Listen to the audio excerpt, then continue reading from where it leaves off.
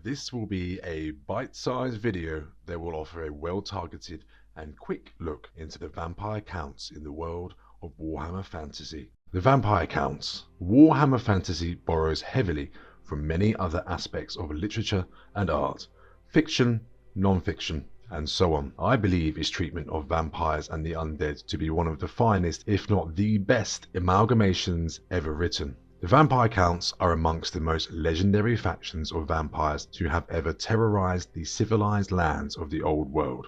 From the imperial government and the patriotic citizenry of the empire, the vampire counts are considered by many to be fiends without equal. They seek only to topple the civilizations of the living and supplant them with an undead empire that will reign forever as lords of the night. The vampire counts are powerful necromancers as well as warriors, given supernatural enhancements to their strength, cunning, beauty, and ambition. However, these vampires, for all their power and cunning, are ultimately base, selfish creatures driven by the same motivations as the mortals they deem themselves superior to. They are remorseless in their advance, killing without thought of mercy or compassion, and whose motives are entirely based on their own selfish desires.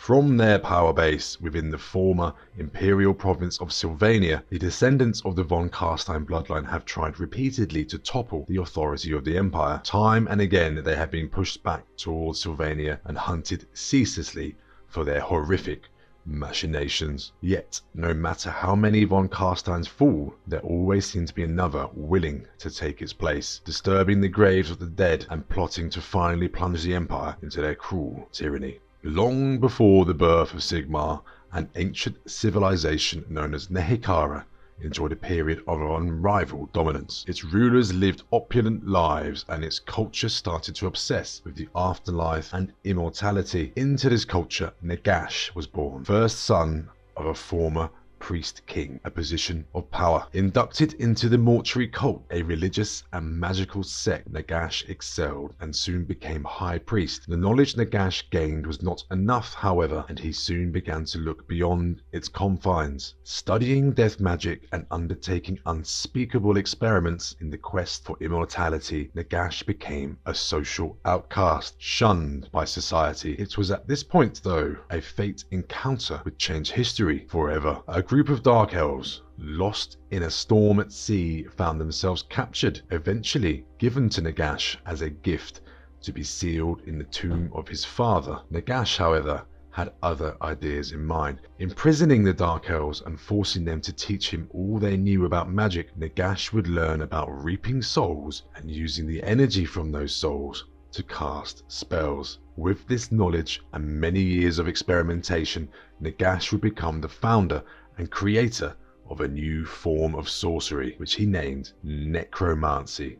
Nagash would use this power to construct the Black Pyramid, the largest structure ever built by mankind. Its purpose, to attract as much dark magic as possible, using either the winds of magic or the souls of the dead. Under the leadership of King Lamizar of the city-state of Lamia, other priest kings gathered their powerful armies and formed a coalition to stop Nagash's tyranny. A bloody war broke out, where waves of dark magic surged out from the Black Pyramid and blasted the lands of Nehekara. Once verdant plains of wheat slowly became tainted, and the life-giving waters of the land's many oases grew sickly and killed all that drank from it.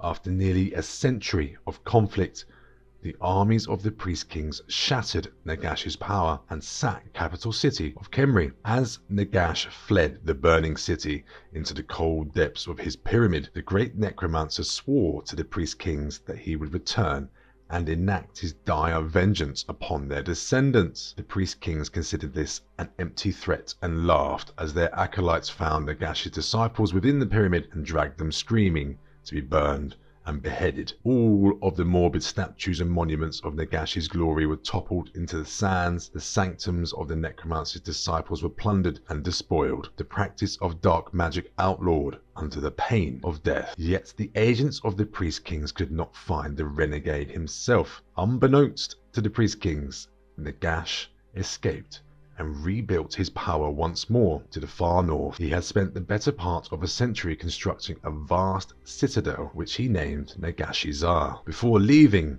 to this citadel, Nagash made sure to leave behind agents of the mortuary cult. Some of these agents infiltrated Lamia, and they were able to corrupt the young princess Neferratum, who was destined to become the next queen of Lamia and the first vampire, taking the royal title Neferata. Seeking to recreate the elixir of life that had granted Nagash his immortality, they eventually found success, but in an unexpected form. The version of the elixir they created gave them immortality, but Neferata found it had fundamentally changed the nature of their beings.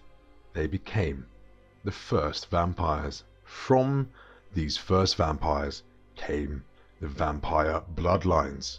The von Carsteins. The von Carsteins are the descendants of Vashinesh, Neferata's husband.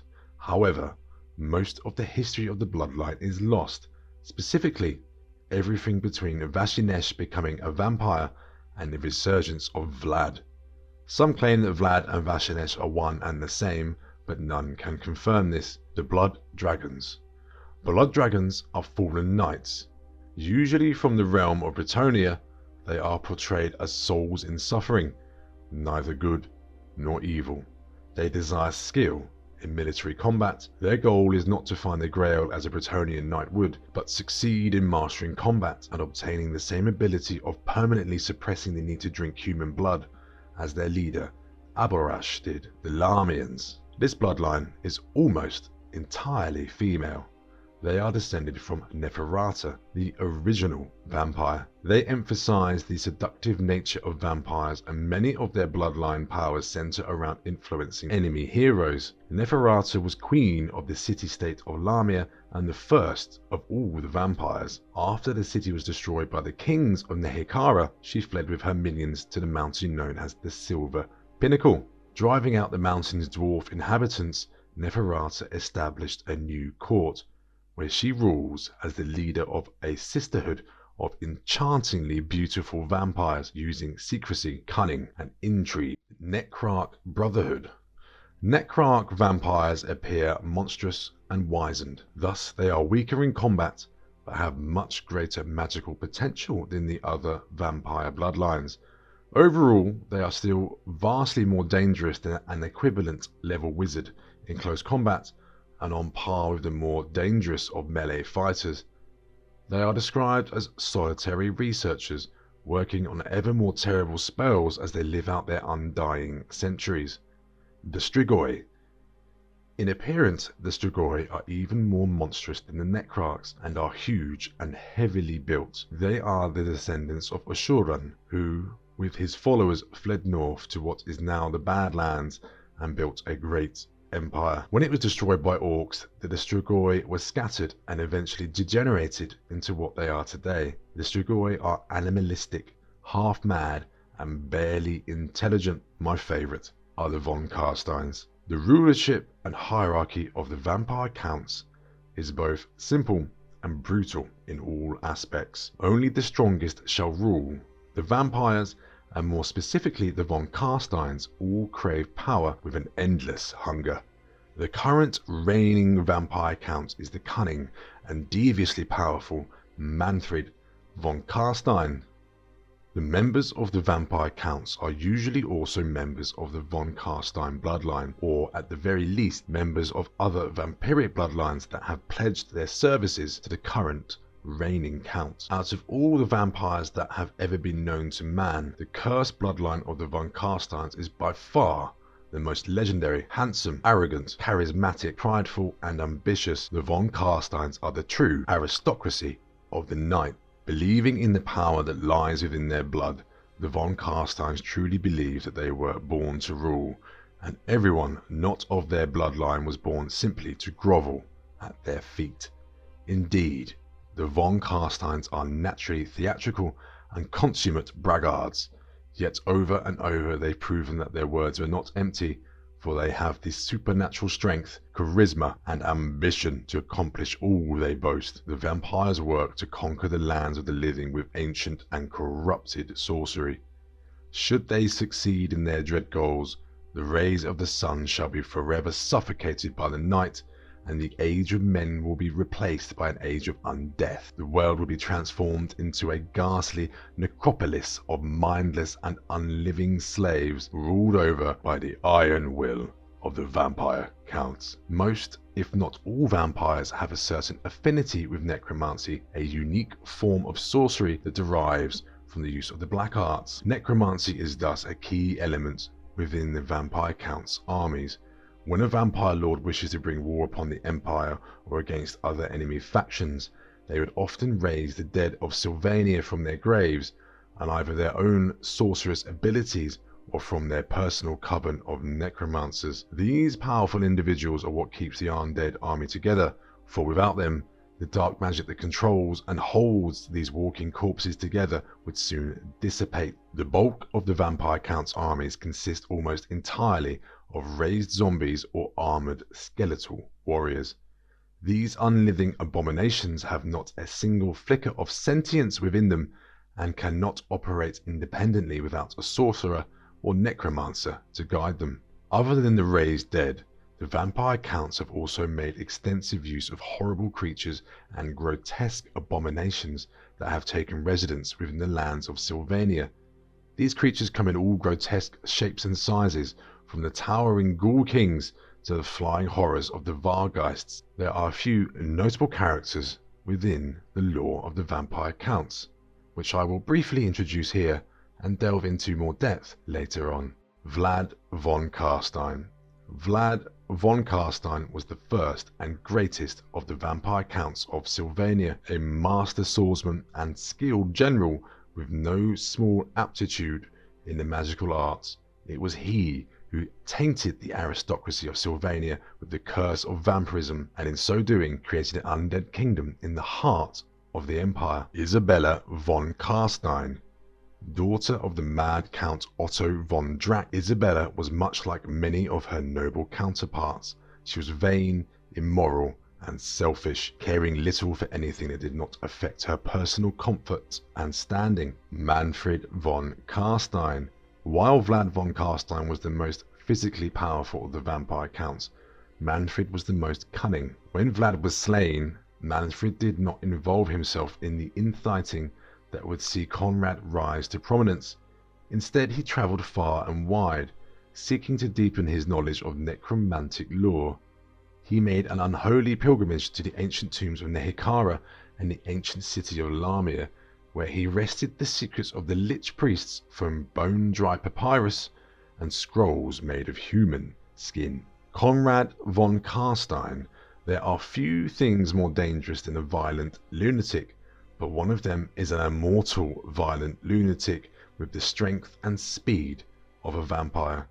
Adding a literal thirst for blood to Conrad's figurative one did little for the noble's stretched sanity. Heinrich Kemmler. Heinrich Kemmler burned with the need for power. Having recognized the limits that mortality placed upon him in his early years, Kemmler made it his life's work to escape them. He plunged into the world of necromancy as a young man, and by the time he reached his 40th year, was able to raise entire graveyards of corpses to do his bidding. Krell was a mighty chaos champion in the days before the birth of Sigmar, the ruler of a barbarian tribe that had been corrupted by the chaos god Khorne. Krell carved out an empire amongst the barbarian tribes of the north and then turned against the dwarfs to the south. He allied with the night goblins that stormed the dwarf strongholds of Carrick Ungor and Carrick Varn, and his name is recorded many times in the Great Book of Grudges. Helman Gorst. Originally the youngest of 5 strong brothers from the village of Templehof, Gorst was a farrier and groom just like his father. One day he returned from his adventures to find his brothers and father dead in their beds, taken by the plague of the blue roses. Eventually Gorst plunged himself into the study of the black arts, hoping to one day return his brothers to life. Well, there you have it. I hope you enjoyed that and I've not bored you to death. It's not easy to condense down this Goliath of Warhammer Fantasy into a brief introduction, and I hope you can forgive me for any transgressions, but it certainly was enjoyable. I really recommend the Vampire Counts as a choice for you to look at on your adventures in the world of Warhammer, and also the more modern reincarnation, Age of Sigmar. They are a powerful and nuanced faction to play in Total War Warhammer, and similarly on the tabletop too. Lastly, thank you so much for watching that. I will return to many aspects in more detail later on, I assure you. Take care and goodbye.